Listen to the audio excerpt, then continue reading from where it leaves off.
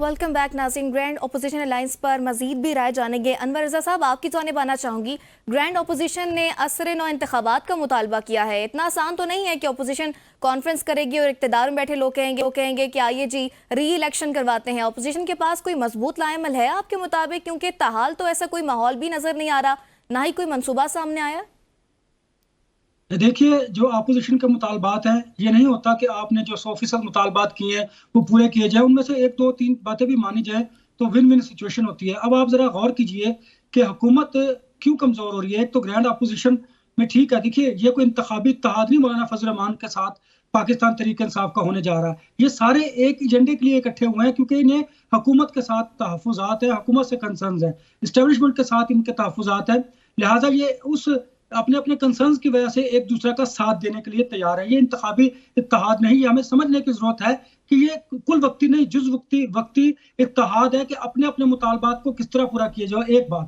دوسری بات یہ، جتنے گرینڈ اپوزیشن میں رہنما ہیں وہ سارے اپنی پولیٹیکل گیم کے لیے آگے بڑھ رہے ہیں. مثلا میں آپ کو ایک بات کروں مولانا فضل الرحمان صاحب کی. وہ چاہتے ہیں کہ پارلیمان کے اندر اور یہاں تک تو وہ گرینڈ اپوزیشن کا ساتھ دے، لیکن جلسے جلوسوں میں وہ سٹیج پر پاکستان تحریک انصاف کے ساتھ نہ آئیں، کیونکہ انہوں نے اپنے ورکرز کو بھی کسی نہ کسی طریقے سے بتانا ہے، پورا کرنا ہے. یہ وہی پاکستان تحریک انصاف ہے جو مولانا فضل الرحمان صاحب کے بارے میں کیا گفتگو کیا کرتی تھی. اب حالات نے ان کو اکٹھا کر دیا. دوسری بات دیکھیے کہ ان میں سے ایسے لوگ بھی ہیں کہ جن کو جو اسٹیبلشمنٹ کے کہنے پر اپنی جماعتوں کو چھوڑ کر ایک الگ سیاسی جماعت بنائی، اور وہ اس لیے تھا کہ شاید پولیٹیکل ویکیوم جو تھا اس میں وہ خلا کو وہ پر کر سکے. انفارچونیٹلی ایسا نہیں ہوا، لہٰذا وہ بھی اپوزیشن کا حصہ بن گئے اور اپنے جو ان کے کنسرنز ہیں وہ اپنے ساتھ لیے جا رہے ہیں. اب آتے ہیں پاکستان تحریک انصاف کی طرف. یہ میں گرینڈ اپوزیشن میں شامل جماعتوں کا تجزیہ کر رہا ہوں. جو پاکستان تحریک انصاف ہے، دیکھیے انہوں نے سیاسی قوت کے ذریعے، طاقت کے ذریعے جو اچیو کرنا چاہتے تھے، جو ان کے مطالبات تھے وہ تو انہیں حاصل نہ کر سکے. پھر ان کے جو مذاکراتی میٹنگز تھی، میں پہلے دن سے یہ کہہ رہا تھا کہ یہ صرف فیس سیونگ ہے، عوام کو دکھانے کے لیے کہ جمہوریت بڑی مضبوط ہے، پارلیمان جو ہے وہ اپنے پارلیمان کے اندر مذاکرات سیاسی جماعتیں بیٹھ کر حل کرتی ہیں. وہ کہ ایسا نہیں تھا. پس پردہ جو مذاکرات تھے وہ اپنی جگہ پر موجود ہے، اور علی امین گنڈا پور نے اس کا اظہار بھی کیا. اس سے بڑھ کر بھی بہت ساری باتیں ہیں. اب آپ آتے ہیں حکومت کی جانب. دیکھیے حکومت میں موجود 2 بڑی سیاسی جماعتیں ہیں، پاکستان مسلم لیگ نون اور پاکستان پیپلز پارٹی. ان کے اندر بھی اختلافات ہیں. وہ کیوں ہیں؟ اقتدار کی تقسیم کے حوالے سے. میں آپ کو ایک بات بتاؤں کہ آصف علی زرداری صاحب یہ چاہتے ہیں کہ 2.5 برس جو ہے وہ پاکستان مسلم لیگ نون جو ہے وہ گورنمنٹ کرے، اور 2.5 برس جو ہے وہ پاکستان پیپلز پارٹی آئے اور ان کا پرائم منسٹر جو ہے وہ 2.5 برس کے لیے ہو. اور انہوں نے تو یہاں تک بھی کہا ہے کہ پھر وہ جو اپوزیشن کی جماعتیں ہیں ان کو بھی ہینڈل کر لیں گے. دیکھیں یہ ان کی جو خواہش ہے کس حد تک پوری ہوتی ہے نہیں ہوتی، لیکن انہوں نے کم از کم یہ بات پرائم منسٹر آف پاکستان کو کہی ہے. اب اس پر عمل درآمد ہوتا ہے یا نہیں ہوتا. دوسری جانب اگر آپ دیکھیں کہ جو ڈائلاگ تھا، پولیٹیکل ڈائلاگ تھا پاکستان تحریک انصاف کا، وہ نہیں کہیں چل سکا. کیونکہ اس کی وجہ یہ ہے کہ نہ تو حکومتی کمیٹی کے پاس وہ مینڈیٹ تھا اور نہ ہی پاکستان تحریک انصاف کے پاس وہ مینڈیٹ. دونوں کے جو مینڈیٹ ہیں وہ کہیں اور تھے. آپ کو بھی پتا ہے ان کا مینڈیٹ کہیں اور تھا، اور ادھر بانی پی ٹی آئی جو کہتے تھے وہ ہوگا. اب بات اس پہ آتے ہیں کہ دیکھیں نا، بانی پی ٹی آئی کا جو فیصلہ ہے اس کو کون اس کو اوور رول کر سکتا ہے؟ وہ صرف کر سکتی ہے بشرا بی بی جو ڈومینیٹ کرتی ہیں. ان کے پس پردہ جب تک وہ 190 ملین پاؤنڈ میں گرفتار نہیں ہو، ان کے مذاکرات بھی ہوتے رہے. اب بھی دیکھیں نا، اب جو ہے وہ ڈیڈ لاک آیا ہے، اور اب اسٹیبلشمنٹ چاہتی ہے کہ شاید پولیٹیکل پارٹیز جو ہیں، گورنمنٹ جو ہے ان سے بات کی جائے. اپوزیشن جو پاکستان تحریک انصاف ہے وہ بھی یہی چاہتی ہے کہ کسی طریقے سے بات شروع ہو. لیکن جب انہوں نے دیکھا کہ ایسا نہیں بڑھ پا رہا اور نہ ہی بات ان کا مذاکرات شروع ہو رہے ہیں، تو پھر انہوں نے گرینڈ اپوزیشن کی طرف جانا چاہا. اور میں سمجھتا ہوں اس وقت ان کی یہ پولیٹیکل موو بہت اچھی ہے. اگر وہ گرینڈ اپوزیشن کو آگے لے کر چلتے ہیں، آگے لے کر چلنے سے مراد کہ ڈرائنگ روم سے نکل کر، پریس کانفرنس سے نکل کر اگر آپ جلسے جلوس کرتے ہیں، تو پھر تو گرینڈ اپوزیشن اگر مولانا فضل الرحمان، شاہد خاقان عباسی اور پاکستان تحریک انصاف کی لیڈرشپ ایک سٹیج پر ہوگی، تو پھر گورنمنٹ کو ان پر اٹیک کرنے میں یا ان کو کریش کرنے میں مشکلات کا سامنا ہوگا. ٹھیک ہے، مشکلات کا سامنا ہو سکتا ہے. عیسیٰ کی جانب آنا چاہوں گی. شارٹلی صرف ایک سینئر آفیشل نے پاکستان تحریک انصاف کو یہ پیغام دیا ہے کہ اگر آپ نے 26 نومبر کی طرح اس طرح کا احتجاج کرنے کی کوشش کی تو پھر 8 فروری کو جو حالات ہوں گے اس کے ذمہ دار آپ خود ہوں گے، پھر آپ 26 نومبر کو بھول جائیں گے. یہ آپ تجزیہ دے رہے ہیں یا خبر دے رہے ہیں؟ نہیں، میں آپ کو خبر بتا رہا ہوں کہ ایک سینئر آفیشل نے پیغام دیا ہے پاکستان تحریک انصاف کو انڈائریکٹلی.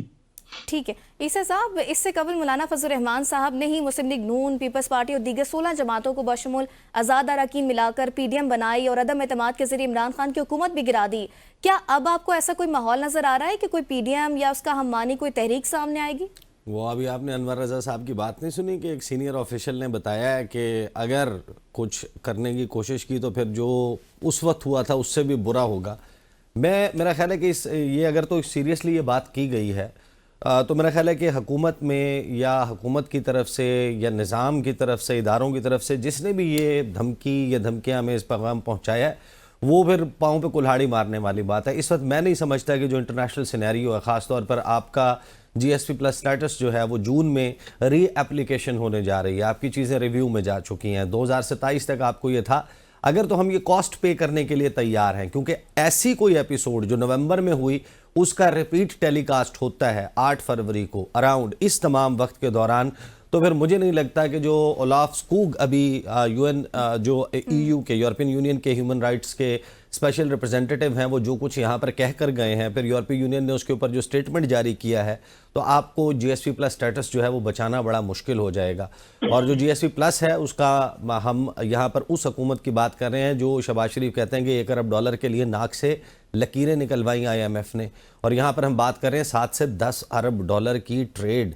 اور پھر دوسری طرف امریکہ جہاں پر ہر دوسرے دن آپ دیکھ رہے ہیں کہ کوئی ایک ٹویٹ جو ہے کبھی جو ولسن کر دیتے ہیں، کبھی کوئی اور شخص کر دیتا ہے. آج کل ویسے رچرڈ گرینل نے کرنا چھوڑ دیے، لیکن وہ پاکستان کے حوالے سے لوگوں کے جو freedom of association and assembly ہے اس کے اوپر بیانات وہاں سے آ رہے ہیں. تو اس منظرنامے میں ایسا کرنا کہ آپ کسی احتجاج کو روکنے کے لیے طاقت کا استعمال کریں، یہ ایک بہت ہی مشکل بات ہوگی. اب گزشتہ سال حالات مختلف تھے، اب حالات میرا نہیں خیال کہ یہ اس قسم کے نظر آتے ہیں. تو جو آپ نے بہرحال بات کی اپوزیشن الائنس کے حوالے سے اور اس کی پوٹنٹ ہونے کے، اس کی پوٹنسی کے حوالے سے، یہ جو نسیم صدیقی صاحب نے بات کی ہے نا، یہ بڑی پتہ کی بات ہے.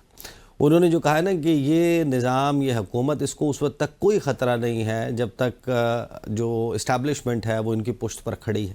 میں اس بات سے 100% ایگری کرتا ہوں. یہ حکومت شاید 2.5 گھنٹے بمشکل گزار پائے اگر ان کے پیچھے سے سپورٹ ختم ہو جائے، کیونکہ عوام کی سپورٹ تو آلریڈی نہیں ہے، حکومتوں کے پاس ویسے بھی نہیں ہوتی. اور اس حکومت کے تو ویسے بھی جو چرچے ہیں فارم 45-47 کے، وہ سب کو معلوم ہے، زبان زد عام ہے. آپ بازار میں نکلیں، ابھی جائیں کسی مارکیٹ میں جا کر، کسی ڈھابے پہ، کسی تھڑے پہ، کسی چوک پہ، کسی چوراہے پہ، پریس کلبز کے علاوہ کہیں بھی آپ چلے جائیں، آپ کو پتہ چل جائے گا اس حکومت کی ٹوٹل ویلیو اس وقت کیسی ہے، کتنا لوگ ان کے ساتھ جو ہے وہ ایسوسیٹ کرتے ہوئے نظر آتے ہیں. تو یہ حکومت کا قائم رہنا، اس کا دوام، اس کا قیام، یہ سارا کچھ مرہون منت ہے ان لوگوں کے جو اصل میں اس وقت میٹر کرتے ہیں. حماد صاحب، آپ اتفاق کرتے ہیں عیسیٰ صاحب کی بات سے؟ دیکھیں، میں تو تاریخی حقائق اور حماد صاحب کبھی بھی نہیں کر سکتے میری بات سے اتفاق. ابھی حال ہی میں چلے یہ پھر بعد کے لیے اٹھا رکھتے ہیں. دیکھیں، میرے دوست عیسیٰ نقوی نے جو بات کی تو مجھے جزوی طور پر اتفاق ہو سکتا ہے، لیکن کلی طور پر میں متفق نہیں ہوں. دیکھیں، جب عمران خان اقتدار میں تھے تو پھر ان کی مقبولیت کہاں تھی. اسی طرح پنجاب میں 15 ضمنی الیکشن ہوئے تھے اور 14 سیٹوں پر عمران خان کو شکست دی تھی نواز شریف نے. تو یہ تبدیل ہوتی رہتی ہے، یہ مقبولیت کوئی مستند پیمانہ نہیں ہوتا. پنجاب کے ضمنی انتخابات پی ٹی آئی جیتی تھی. آپ مجھے ذرا نہیں، یہ وہ پہلے والے، نسیم بھائی یہ پہلے والے کی بات کر رہے ہیں جو خان صاحب کے دور میں ان کے وزیر اعظم ہوتے ہوئے تھے. حماد صاحب ان کی بات کریں، لیکن میں اگر ایک سوال کر سکوں. صاحب آپ کریں ان کی ترجمانی، لیکن مجھے ذرا بات مکمل کرنے دیں. چلیے حماد صاحب، آپ اپنا پوائنٹ کمپلیٹ کر لیں. جی، تو 15 میں سے 14 سیٹوں پر عمران خان کو شکست ہوئی تھی. آج عمران خان اپوزیشن میں ہے، مشکلات کا شکار ہیں، مقبولیت ان کی بڑھ گئی ہے. اس وقت نواز شریف کی مشکلات کا شکار تھے اور جیلوں میں جا رہے تھے، ان کو مشکلات تھی، اسٹیبلشمنٹ اس کی مخالف تھی، تو وہ مقبول تھے. آج عمران خان کو آپ رہا کر کے اقتدار پر بٹھائیں، پھر 3 مہینے بعد دیکھیں کہ مقبولیت کہاں کھڑی ہوگی. دیکھیں یہ پیمانہ نہیں ہوتا کہ یہ مقبولیت ہمیشہ بات ایک پوچھ جیسے سکتا ہوں افضل حماد خان صاحب سے؟ کی اچھا حماد صاحب، عیسیٰ صاحب آپ سے کچھ سوال کرنا چاہ رہے ہیں۔ حماد بھائی یہ بتائیں، یہ جو خان صاحب کا آپ نے بتایا، ظاہر ہے میں نے تو خود اپنے گفتگو میں کہا کہ حکومتیں کبھی بھی پاپولر نہیں ہوتی، میں تو آپ سے 200% ایگری کرتا ہوں، آپ سے پہلے میں یہ بات کی، لیکن آپ نے مینشن کیا کہ عمران خان کے دور میں جو ضمنی انتخابات ہوئے تھے وہ خان صاحب کی حکومت ہاری تھی۔ کیا یہ فیکٹ ابھی پتہ نہیں چل گیا کہ اس وقت 2019 سے رابطے اسٹیبلشمنٹ کے اور نون لیگ کے ہو چکے تھے ایکسٹینشن کے لیے ووٹ سے لے کے، اور ایونچولی ان کو اقتدار میں لانے کا، کہ پہلے سٹیپ پہ پنجاب لے لیں، اگلے پہ مرکز لے لیں، تو وہ جو ضمنی انتخابات کے نتائج ہیں، میرا خیال ہے کہ اب تو اس کے بعد کوئی اور چیز رہتی نہیں ہے، بہت بڑی ٹیسٹیمنی ہے۔ خان صاحب اور اسٹیبلشمنٹ کے حالات، وہ ورقہ تو سٹارٹ میں 2019 میں لوگوں کو بعد میں پتہ چلا، وہ تو پھٹ چکا تھا، اور اس کی وجہ سے یہ نتائج آئے۔ اصل نتائج تو ہم نے تب دیکھے جب شیر و شکر تھے، سیم پیج پر تھے، لیکن پنجاب کے جون جولائی والے جو ضمنی انتخابات تھے جو عمران خان کی حکومت جانے کے بعد ہوئے، اس میں 20 میں سے 17 سیٹیں نون لیگ ہاری تھی۔ جی حماد صاحب، کہ میرا ٹائم تو عیسیٰ نے سارا لے لیا۔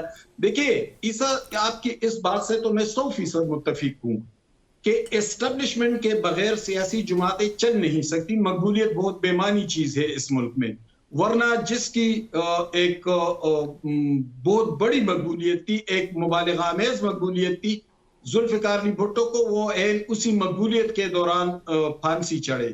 نواز شریف کی جب مقبولیت عروج پر تھی 1993 میں، تو پھر غلام اسحاق نے اس کی حکومت کو برطرف کیا اور وسیم حسن شاہ نے پھر اس حکومت کو بحال کیا، لیکن پھر ہوا کیا، الٹیمیٹلی نواز شریف پھر بھی اقتدار سے نکل گئے تھے۔ اب جو عمران خان کے ساتھ ابھی نسیم صدیقی صاحب ایک مخصوص اینگل سے بات کرتے ہیں، انہوں نے کہا کہ وہ عمران خان کے خلاف نہیں، سوری نسیم صاحب نے نہیں کہا، کہ مجھے نہیں معلوم یاد کہ کس نے کہا کہ عمران خان کے خلاف عدم اعتماد کی تحریک پی ڈی ایم والے لائے۔ بھائی پی ڈی ایم والے لے کر نہیں آئے تھے، وہ عدم اعتماد کی تحریک جنرل باجوہ لے کر آئے تھے۔ جب تک وہ جنرل باجوہ کے ساتھ تھے تو اس کے 34 ممبران 64 ممبران کو سینٹ میں شکست دے رہے تھے۔ جب وہ جنرل باجوہ کے ساتھ تھے اور جنرل باجوہ ان سے خوش تھے تو عثمان بزدار جیسے آدمی سے پنجاب چلایا جا رہا تھا۔ جب وہ ان سے خوش تھے تو جہانگیر ترین کی جہازیں بھر بھر کر ایم این ایز اور ایم بی ایز لائے جا رہے تھے، لیکن جو وہاں پر ہوئی تو پھر عمران خان کی حکومت بھی گئی۔